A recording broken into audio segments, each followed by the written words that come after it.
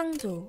하나님께서 이 세상을 창조하실 때 어떻게 창조하셨을까요? 마법처럼 얍 하면서 마법처럼 갑자기 짠 하고 창조하셨을까요? 꽃이 피기까지의 모습을 보면 알 수 있어요. 여러분에게 꽃씨를 주고 이 꽃을 피울 때까지 잘 키워보라고 한다면 여러분은 뭐부터 하시나요? 먼저 잘 자랄 수 있는 화분과 영양분이 있는 흙을 준비하겠죠? 화분에 흙을 넣고 씨앗을 심은 뒤 잘 자랐으면 좋겠다 하고 생각할 거예요. 한 번에 꽃이 짠 하고 크는 것이 아니기에 여러분은 매일매일 관찰하고 물도 주며 설레임으로 기다릴 겁니다.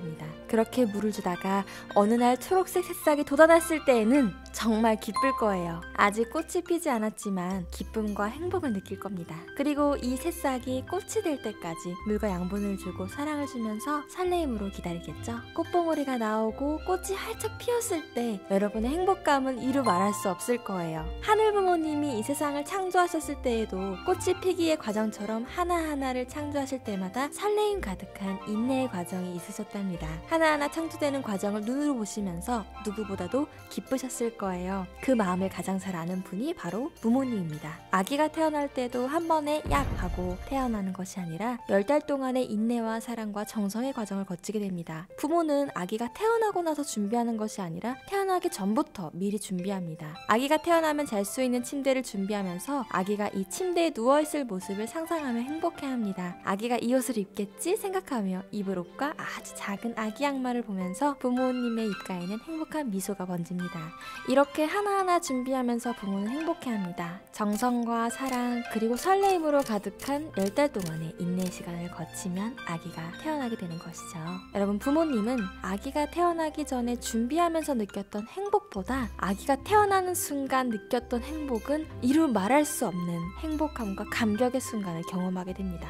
아기가 태어나기 전에 모든 걸 준비하고 아기를 맞이하는 것처럼 하늘 부모님은 가장 소중한 존재인 인간을 가장 마지막에 창조하셨습니다. 이처럼 하늘 부모님도 세상을 창조하실 때 그냥 한 번에 얍 하고 창조하신 것이 아니라 행복과 설레임 가득한 인내의 시간을 거치셨을 것이고 또 정성과 사랑으로 창조하셨을 겁니다. 성경에는 하나님의 창조 과정을 이렇게 표현합니다. 혼돈하고 공허하여 흑암이 깊음 위에 있는 데서 빛을 창조하신 것으로 출발하여 먼저 물을 궁창 위와 아래로 갈라세우고 다음에는 육지와 바다를 가르고 다음엔 식물을 비롯하여 어류, 조류, 포유류, 인류를 창조하셨고 인류를 창조하는 데까지 6일이라는 기간이 들었다고 기록되어 있습니다. 이처럼 하나님께서 이 세상을 창조하실 때에는 시간적인 과정이 있었음을 알 수 있습니다. 과학에서는 어떻게 이야기할까요? 과학자들의 이야기가 수천 년 전 기록된 이 성경의 천지 창조 과정과 어느 정도 일치하는 것을 알 수 있습니다. 과학에서 우주는 처음에는 가스 상태로 물이 없는 시대, 무수 시대가 있었으며 혼돈과 공허한 가운데 천체를 이루었고 비가 내리면서 유수시대가 되면서 물로 된 궁창을 형성했고 다음에는 화산이 분출하면서 물속에 육지가 드러나 바다와 육지가 생겼으며 하등의 식물과 동물에서 시작되어 순차로 어류, 조류, 포유류, 인류가 형성되었다고 합니다. 또 지구의 연령을 10억 년으로 추산하고 있습니다. 이렇듯 과학에서도 수십억 년이라는 기간을 통해 형성된 것을 알 수 있습니다. 성경에는 6일, 과학자들은 수십억 년의 기간이 있었다는 것으로 보아 성경의 6일이 창조 과정의 6단계를 표시한 것이 알 수 있습니다. 하늘 부모님께서 이 세상을 만드셨을 때 6단계의 기간을 거쳐서 만드셨고 하나하나 만드실 때마다 기쁘고 설레셨을 것입니다. 인간을 위해 만물을 하나하나 준비하면서 설레이신 하늘 부모님의 감정이 어떠셨을까요? 우리가 보통 느끼는 설레임과는 비교할 수 없는 기쁨이실 겁니다. 수십억 년이라는 기간을 들이면서 정성스럽게 하나하나 만드시면서 참으로 행복하셨을 거예요. 소망과 설레는 감정으로 수십억 년의 기다림의 세월을 보내신 인내의 하늘 부모님이셨을 것입니다. 무엇이든지 소중하고 중요한 것은 시간이 필요합니다. 맛있는 빵도 숙성 시간이 필요합니다. 예쁜 장미꽃도 피기까지의 시간이 걸립니다. 마법처럼 짠 하고 완성되는 것이 아니라 시간적인 과정, 기간이 필요합니다. 성장할 수 있는 기간이 필요한 것입니다. 대나무는 하루 동안에 1m까지 자랄 수 있다고 합니다. 이러한 대나무도 하루라는 성장 기간이 필요합니다. 밤 10시부터 새벽 2시까지는 성장 호르몬이 나오는 시간이라고 하잖아요. 이럴 때 우린 잠을 자고요. 그래서 성장하는 어린이, 청소년들에게도 밤이라는 기간을 거쳐서 성장하게 됩니다. 키와 같은 외모뿐만 아니라 내적인 마음의 성숙도 하루아침에 되는 것이 아닙니다. 어떠한 기간을 거쳐서 성숙하게 되는 것입니다. 성경에서도 하나님께서 첫째 날에 창조를 마치자마자 저녁이 되며 아침이 되니 이는 첫째 날이라고 말씀하십니다. 여러분, 보통 2박 3일 수련회를 가더라도 저녁 되고 밤을 지나서 다음날 아침이 되면 둘째 날이라고 하잖아요. 그런데 성경에 첫째 날이라고 하신 것은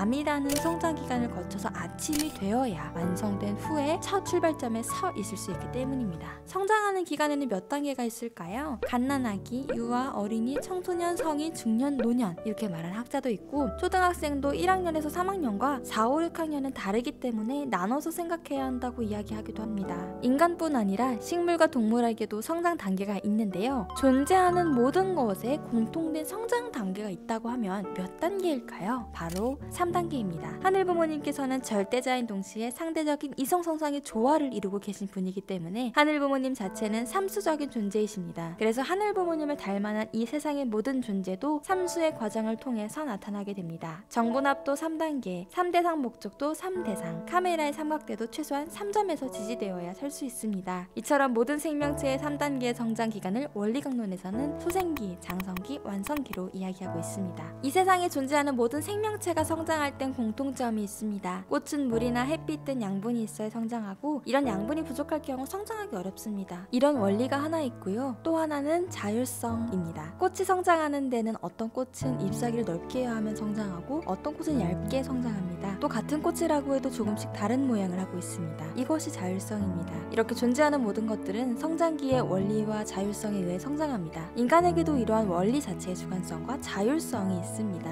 성장하는데 반드시 필요한 내용이 있으며 사람마다 자유롭게 성장합니다. 그런데 하늘 부모님께서는 사랑하는 자녀인 인간에게는 만물과는 다른 특별한 것을 주셨는데요. 그것이 바로 책임 분담입니다. 이 책임 분담은 하늘 부모님과 인간만이 갖고 있습니다. 천사에게도 없지요. 하늘 부모님은 자신의 자녀에게 자신에게도 있는 책임 분담을 주셨습니다. 인간이 그 책임 분담을 이루었을 때 모든 권한을 주고 싶으시기 때문이죠. 큰 기업을 운영하는 CEO가 자신의 아들에게 이 기업을 물려주고 싶을 때 만약 자녀가 아무런 공부도 안 하고 매일매일 편하게 놀고 기업을 운영하는 방법을 모른다면 아버지인 사장님이 자녀에게 이 기업을 마음 놓고 물려줄 수 있을까요? 없겠죠? 그래서 자녀에게 경영 공부도 시키고 작은 책임을 맡겨보면서 또 수행하는 과정을 보면서 점점 더 큰 책임을 맡길 수 있게 될 거예요. 어릴 적 만화를 보더라도 사부님에게 기술을 배우려고 하는 제자가 있다고 하면 그 사부는 제자에게 보통 청소부터 가르칩니다. 작은 것부터 인내를 가지고 잘하는가 책임을 맡겨보는 거죠. 그래야 큰 책임도 맡아서 잘할 테니까요. 하늘 부모님도 마찬가지입니다. 하늘 부모님도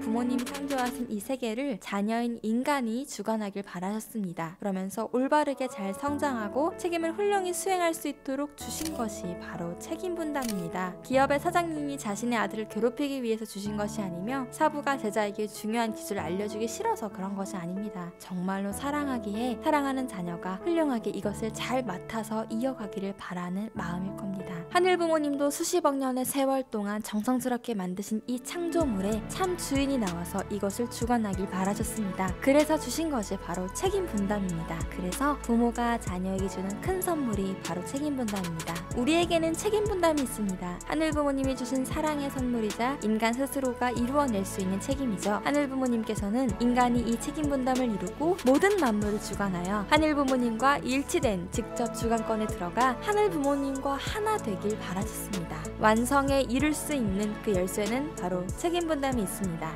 책임 분담을 완성하여 하늘 부모님과 심정적으로 일치하는 삶을 살아갈 주인은 바로 여러분입니다.